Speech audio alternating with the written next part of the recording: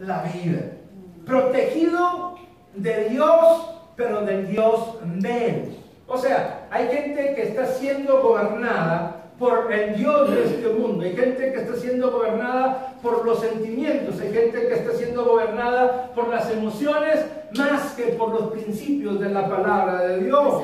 Pero hablemos de Belsasar, no hablemos de nadie en especial. Ya les dije que Belsasar fue destituido como un rey por causa de su soberbia. Su abuelo Nabucodonosor había sido uno de los principales hombres de los imperios del mundo. De hecho, la Biblia dice que Nabucodonosor tuvo un sueño un día y lo perturbó. Lo perturbó tanto que no sabía qué hacer con ese sueño. Y dice que consultó a todos los sátrapas, a todos los adivinos y a todos los magos de aquella región para que le interpretaran su sueño. Ninguno de ellos pudo interpretar el sueño, pero uno de los que trabajaban con Nabucodonosor, que había sido su sirviente, que fue acusado de algo falso, lo metieron a la cárcel. Ahí en la cárcel este copero tuvo un sueño. Y empezó a turbarse este copero en la cárcel, y Daniel, que había sido puesto en la cárcel, le interpretó el sueño. Cuando el hombre sale de la cárcel y regresa a su posición, al pasar el tiempo, ve que el rey Nabucodonosor está turbado por el sueño y le dice: allí en la cárcel hay uno diferente, hay un hombre diferente a todos los presos, el cual puede interpretarte el sueño. Dice la Biblia que Nabucodonosor mandó traer a Daniel y le dijo: tengo este sueño que me perturba. El problema es que no me acuerdo del sueño. Y si nadie me interpreta el sueño, los voy a matar a todos los que dicen que son sabios y adivinos y magos, y los voy a quitar de mi reino, porque ¿de qué sirve estar manteniendo tantas panzas aventureras? Eso no lo dijo Daniel, ¿verdad? Pero con nosotros ya lo dije yo. Pero era verdad, estaba el rey dándoles de comer a todos estos y no le podían dar la interpretación. Cuando a Daniel lo traen, le dice Daniel a Nabucodonosor: dame la oportunidad de ir con el Padre, ir con mi Dios, ir con Jehová de los ejércitos, que Él es el que me ha dado el poder de interpretar los sueños. Dice la Biblia que aquel hombre toma el tiempo, y al tiempo el Señor le da la revelación del sueño.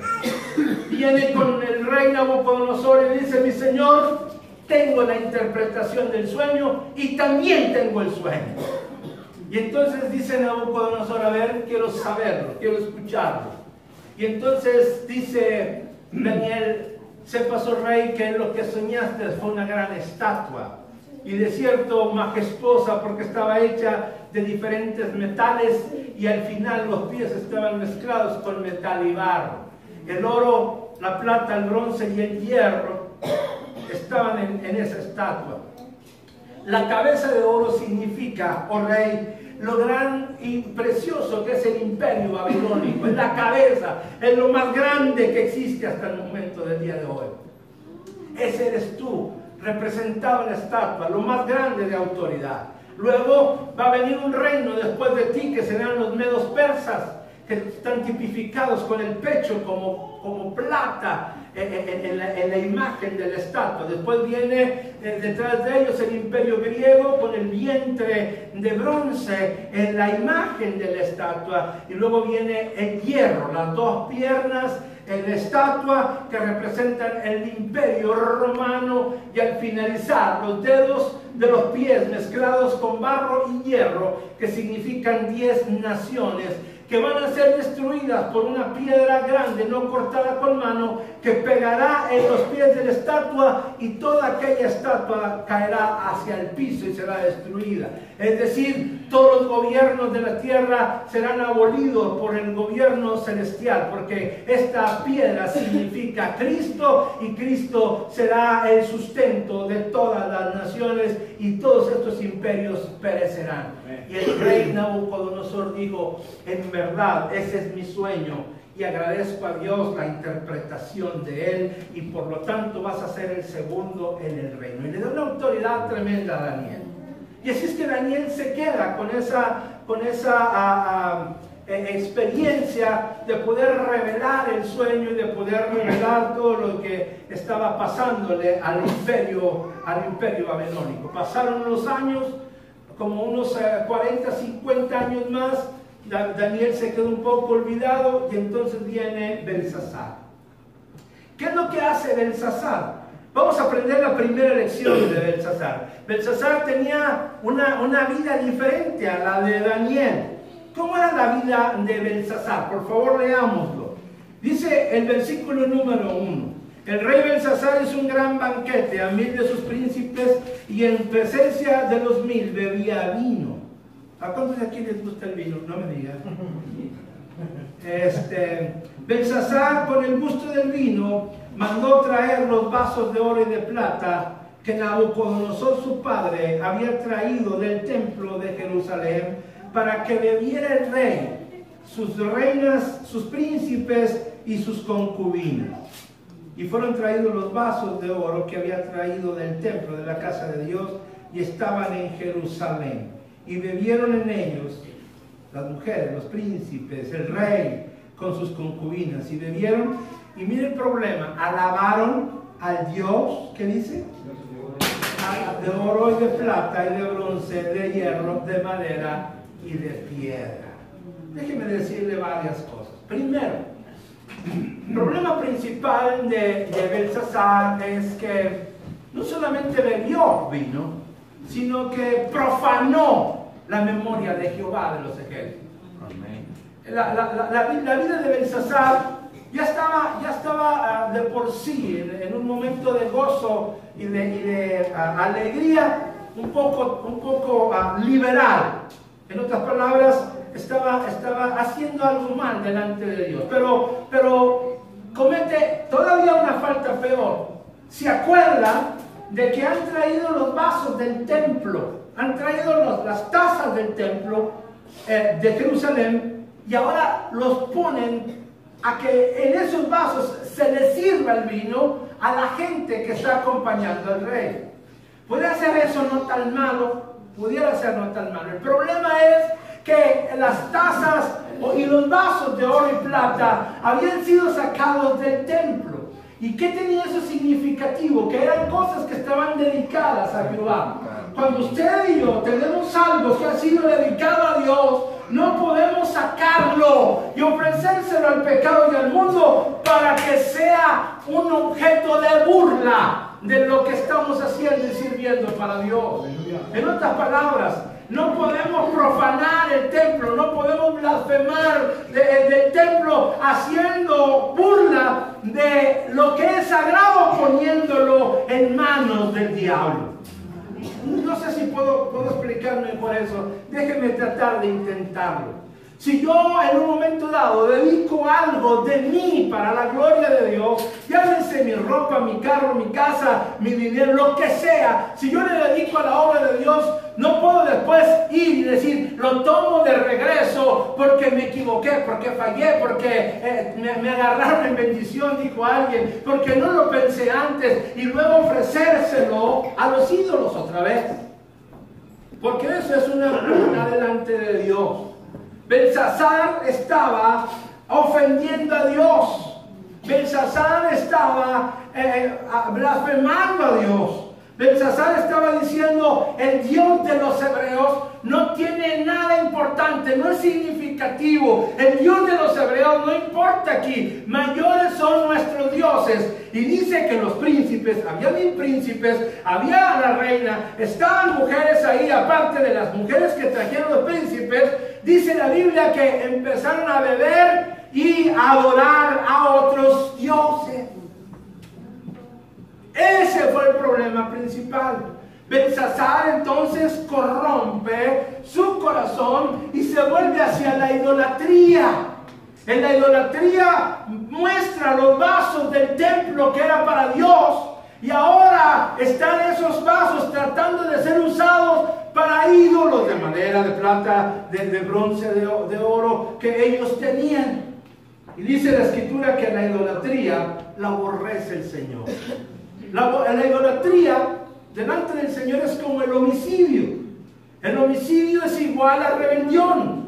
Rebelión es igual a hechicería. Entonces, hechicería, rebelión, idolatría y homicidio son culpas que deben de pagarse con la vida. Es decir, las personas que cometen ese tipo de pecado tienen que morir. No sé si usted ha pensado en lo significativo que esto es, pero aprendamos algo. Vean por favor el verso del 1 al 5. Nos habla acerca de un hombre, Belsasar, que tiene autoridad y tiene poder, pero es un hombre que se ha enaltecido. Dice la Biblia, con el gusto del vino mandó traer las cosas del templo. Me recuerdo que después de Belsasar, que ya viene el reino medo-persa, el rey Artajerjes ya ha entrado en copas, manda a traer la esposa y quiere presumir la esposa delante de sus príncipes. Más de 150 provincias estaban representadas en aquel lugar y Artajerjes manda a traer a su mujer para presumirla. Al tono de las copas, ¿qué es lo que no hace uno desvergonzadamente? ¿Sí? Ahora, este hombre aquí se le sube y en el furor de eso dice, no importa qué hagamos, lo que necesitamos es saber que nuestros dioses son mejores, tan mejores así que traigan los vasos del templo de Jerusalén. Y entonces menosprecian a Dios. Segunda cosa aquí es, trajo los vasos para que pudieran beber las concubinas y los principales del reino. ¿Qué es una concubina? Una concubina es la mujer que no es legítima esposa del rey, o una mujer que no es la legítima esposa de un hombre, ¿sí? Sino que es la casa chica. Y este tenía muchas casas chicas, pero luego hablamos de eso. Dice también la Biblia que trajeron las copas y empezaron a alabar a los otros dioses. El corazón de Dios no puede ser burlado. La vida del Señor no puede ser burlada. Tenemos que determinar que nosotros podemos amar a Dios. Cuando nosotros hacemos una cosa así, de poder menospreciar la presencia de Dios, de poder menospreciar el trabajo de Dios, lo primero que hacemos es alejarnos de Él. ¿No le ha tocado sentir que comete una falta y usted empieza a sentirse lejos de Dios? Comete un pecado y usted se siente peor, y cuando viene al templo como que siente que todos le acusan, ya andaba haciendo maldades, ¿verdad? Y usted se, ¿quién les diría eso? Nadie le ha dicho nada, nomás es la conciencia que está sobre. ¿Le ha tocado o no?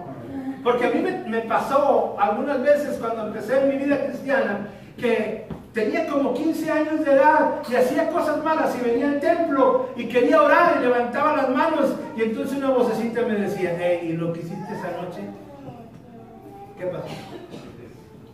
¿No le ha pasado eso? ¿Y las cosas malas que tienes en el corazón? Entonces, el alejarnos de Dios es algo que trae a nuestro corazón el hecho de poder fallarle a Dios.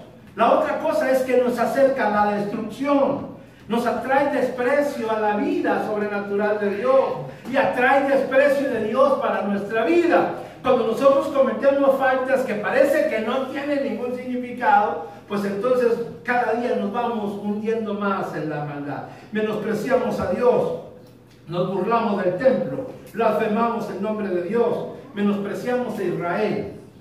Todo eso era lo que el rey Belsasar estaba haciendo con el hecho de poder traer los vasos del templo. La segunda cosa es, era un hombre asustado. Belsasar era un hombre que se había asustado. Vean el verso 5, hermanos. Dice, en aquella misma hora aparecieron los dedos de una mano de hombre que escribía delante del candelero sobre el escaldo de la pared del palacio real. Y el rey veía la mano que escribía. Y entonces, dice, el rey palideció. ¿Qué dice? Y sus pensamientos lo turbaron. ¿Y qué más pasó? Se debilitaron sus lomos. ¿Y qué más? Y sus rodillas temblaban una contra. Estaban pálido. ¿Qué le estaba pasando? El rey estaba atemorizado. ¿Alguna vez usted ha escuchado o ha recibido una mala noticia? El doctor le ha dicho, no vas a salir de esta. El abogado le dice, hey, imposible que saques este asunto adelante. Una nota mala que le diga, la crisis se incrementará en vez de disminuir. Y usted dice, ¿qué vamos a hacer? ¿Qué vamos a hacer? ¿Qué es lo que tendremos que hacer ante una circunstancia difícil? Está una ciudad como de unos 120,000 habitantes siendo acusada por el Señor. Llega un profeta que le dice, de aquí a 90 días Nínive será destruida. Llega esa noticia y empieza a cundir el pánico y el terror en toda la comunidad. Llega esa noticia a los oídos del rey, y el rey de Nínive dice, vamos todos a ayunar para ver si Dios tiene misericordia de nosotros. Y entonces empiezan un ayuno hasta de los niños y de los animales y de los adultos, de tal manera que el Señor escuche el arrepentimiento de Nínive. ¿Sí? A lo único que no le gustó fue al profeta, fue a Jonás, que no quería el bien para Nínive. Sin embargo, la Biblia dice que el que se humilla, Dios lo levantará. El corazón entonces del hombre asustado puede hacer muchas cosas. El rey vino a ver qué era lo que estaba sucediendo. Estaba tomando de los vasos que había profanado del templo, y entonces una mano aparece y empieza a escribir en la pared. Dice que los dedos se ven escribiendo en la pared, y escribe una frase que dice, Mene, Mene, Tekel, Upensi. Y el hombre se queda sorprendido. ¿Qué está sucediendo? ¿Qué significa esa palabra? ¿Por qué esa mano aparece? El rey se acerca empalidecido y con los pensamientos turbados y con las corvas temblando y con las rodillas ahí pegando una contra la otra, y no encuentra manera de poder saber qué era lo que estaba sucediendo. Entonces es que entra la reina, que fue los versos que nosotros mencionamos para empezar esta lección el día de hoy. Dice que la reina entra y le dice, no se turbe tu corazón, oh rey. Qué bueno que hay mujeres sabias, ¿verdad? Que pueden orientar a los esposos. No, se me hace que no me escucharon las hermanas. Qué bueno que hay mujeres sabias que pueden orientar a sus esposos. Amén. Miren lo que dice, en aquella misma hora aparecieron dedos en la pared. Verso 6, entonces el rey palideció. Verso 7, y el rey gritó en alta voz, ¿qué hicieron venir a todos los magos y adivinos? La sorpresa, está la mano escribiendo en la pared. Algo extraño está pasando y yo no tengo a quién recurrir. Oh, ya me acordé, que los magos vengan, tráiganlos a todos.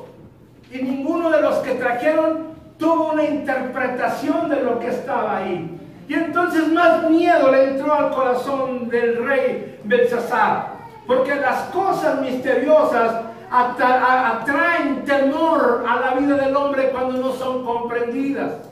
Nosotros necesitamos entender que todo lo que pasa sobre nuestra vida, Dios tiene siempre una dirección y siempre nos dará una resolución para salir adelante de ello. Dios tiene planes maravillosos para nuestra vida. Dios no nos dejará caídos. Dios siempre levantará al justo. Dios escuchará la oración de su pueblo. Aunque Nabucodonosor había tenido allá a Daniel en buena posición, se habían olvidado de él.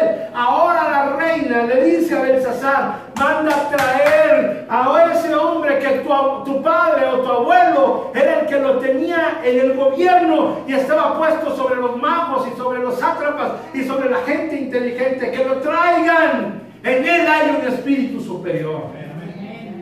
Nunca se imaginó Belsasar ver a Dios de cerca. ¿Alguna vez usted ha pasado por un proceso de salud donde casi se va con el Señor? Amén. Amén, amén. ¿Cómo se siente? Algunos dicen que entran como en un hueco, en un vacío, profundo, profundo, profundo, profundo y se van. Empiezan a irse, a irse, a irse y luego de pronto regresan. Wow. Cuando se están yendo se acaba el dolor y cuando regresan, ¡uy! Otra vez.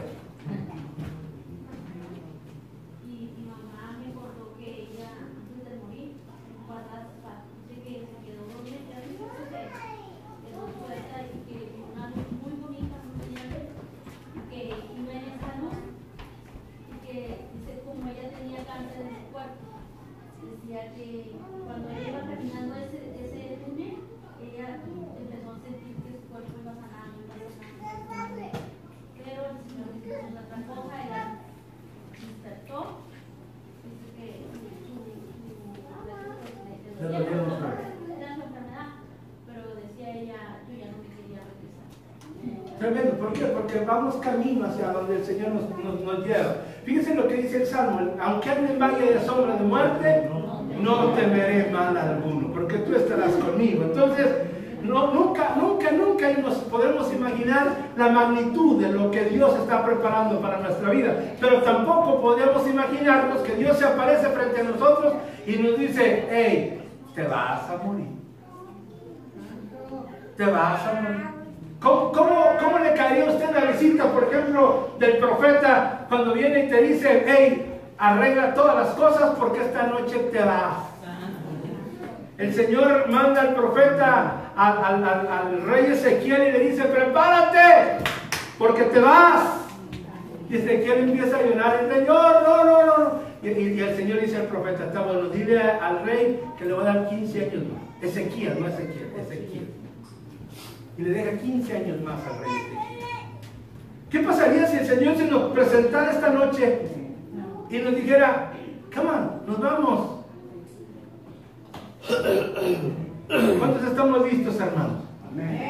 En verdad, el hermano Terrazas, Chuy Terrazas, un pastor en un pueblito, en un ranchito que se llama Santa Gertrudis, municipio de San Buenaventura, Coahuila.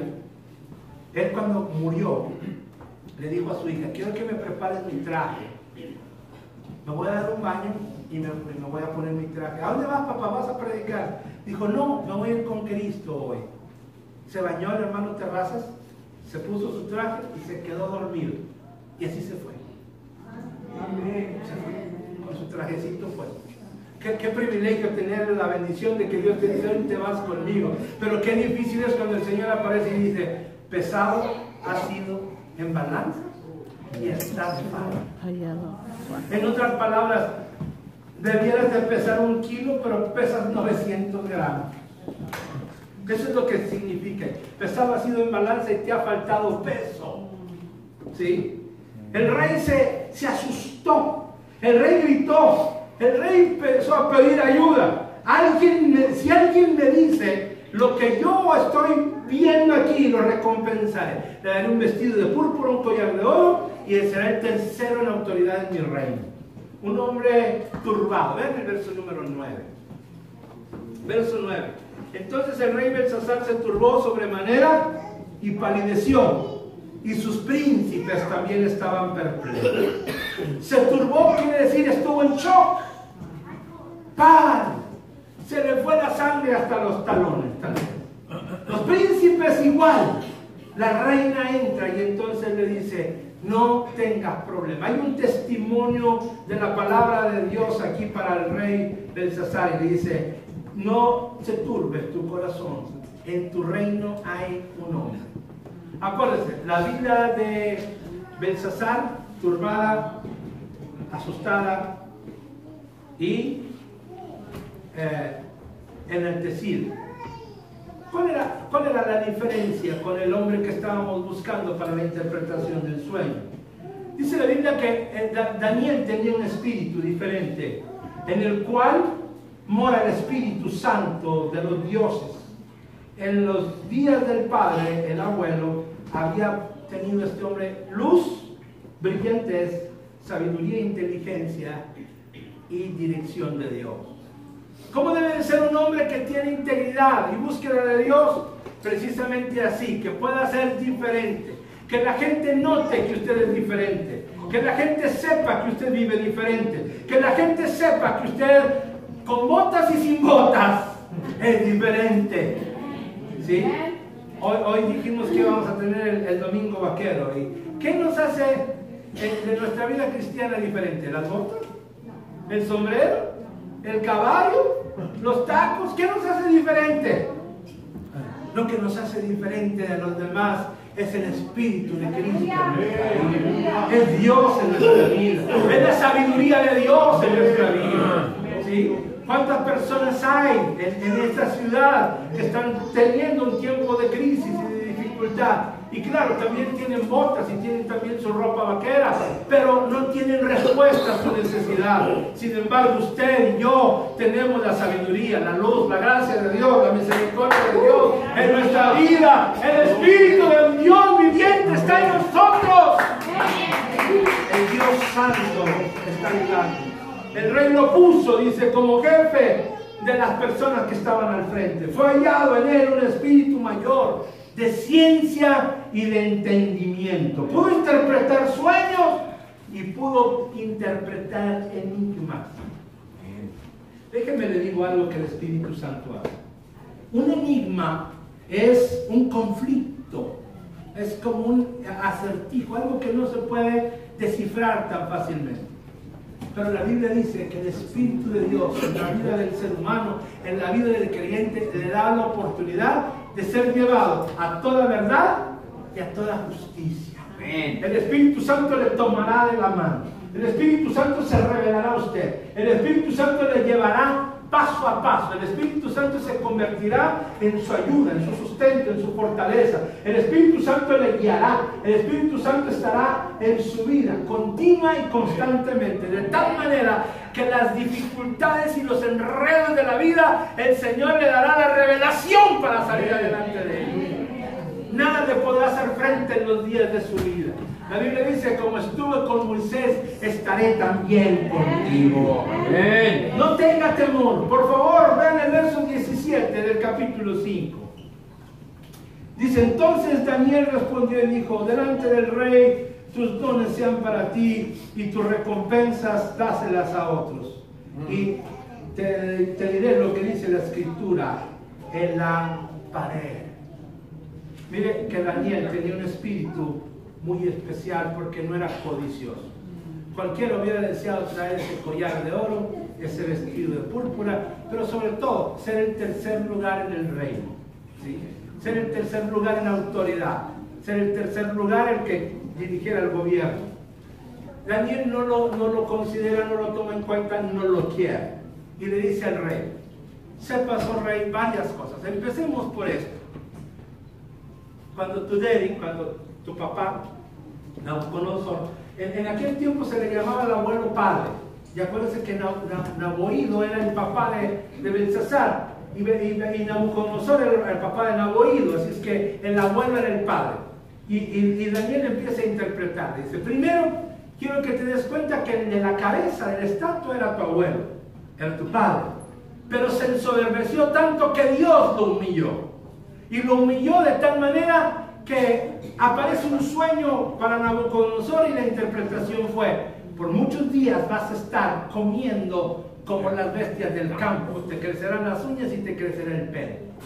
Y por muchos días estuvo Nabucodonosor en el monte, comiendo como los bueyes o como las ovejas, comiendo hierba como los animales. Tantos días fueron que le crecieron las uñas como las bestias, y el pelo se le hizo largo y todo enmarañado ahí. Así es que estaba en una condición crítica. Recuerda que Nabucodonosor quedó así porque se ensoberbeció su corazón hasta que se humilló. Recuerda eso, no se te olvide. Segunda cosa que quiero decirte es que la cabeza de oro va a tener que dejar su posición. Y un día de estos se va a acabar la majestad del imperio y va a venir una situación crisis para el pueblo. Cuando estaba aconteciendo todo eso, dice la Biblia que apareció entonces la mano. Y la mano estaba diciendo, ha sido hallado en balance. Mientras estaba sucediendo todo esto en palacio, Los medos persas estaban entrando a Babilonia.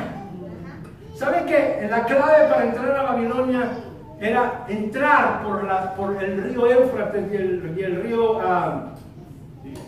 Tigris? Gracias, el Tigris y el Éufrates, sí, gracias. Babilonia estaba amurallada, pero pasaba por abajo de la muralla del río. Los medos persas detuvieron el agua y la canalizaron hacia otra parte. Y esa noche, mientras estaba el rey bebiendo vino y mientras estaba la mano ahí y Daniel dándole la interpretación, los medos persas estaban penetrando a Babilonia. Esa misma noche el rey Belsasar murió a manos de los persas. Esa misma noche, cuando le estaba diciendo la interpretación, dice la Biblia que Daniel interpretó y le dijo: Mene quiere decir contado, tu reino ha sido y han puesto fin. Mene, otra vez. Tekel es pesado ha sido en balanza y te halló falta peso. Y Upes significa tu reino ha sido roto y ha sido dado a los medos persas. Entonces, un hombre ensoberbecido, un hombre altanero, un hombre que tuvo en cierta manera temor, pero que le falló el poder tener temor a Dios, ese día fue muerto porque en él había un espíritu que no era grato delante de Dios. Sin embargo, la Biblia dice que Daniel, al darle la interpretación al rey, fue puesto en un lugar alto, aunque en ese día simple y sencillamente el rey o el reinado babilónico terminó. Esa noche los medos persas conquistaron Babilonia. Belsasar quedó muerto, cayó su arrogancia, cayó su presunción, cayó todo su irreverencia, y Daniel siguió sirviendo a Dios en el siguiente reinado. Tan es así que la Biblia dice que el rey Ciro lo amaba de una manera tan fuerte y tan especial, y Darío de igual manera. Mis hermanos, la lección del día de hoy, lo que yo quiero llevarle a su corazón es esto: cuando usted y yo ponemos nuestra vida delante de Dios y queremos servirle y amarle, el Señor siempre se engrandecerá en nuestra vida, porque esa es su voluntad.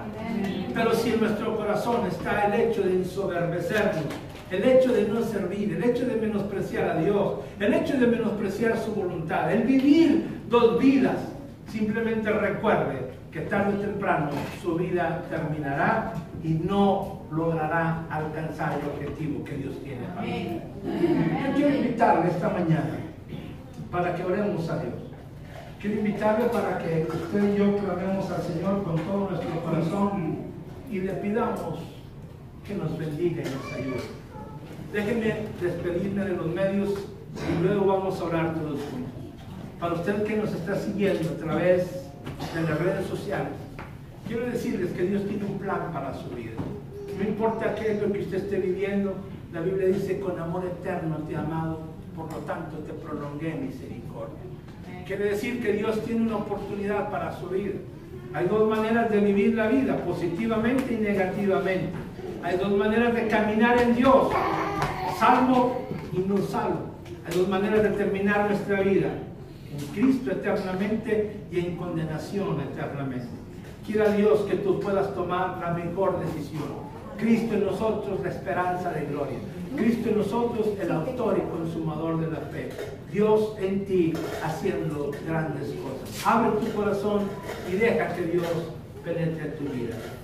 Bendigo tu vida, bendigo tu corazón. Y si tienes alguna pregunta o algo que compartir, por favor, comunícate con nosotros. Ahí va a aparecer la dirección y el teléfono, o con la persona que lo está transmitiendo, compártelo y te vamos a atender bien. Lo voy a invitar para que se ponga de pie. Póngase de pie.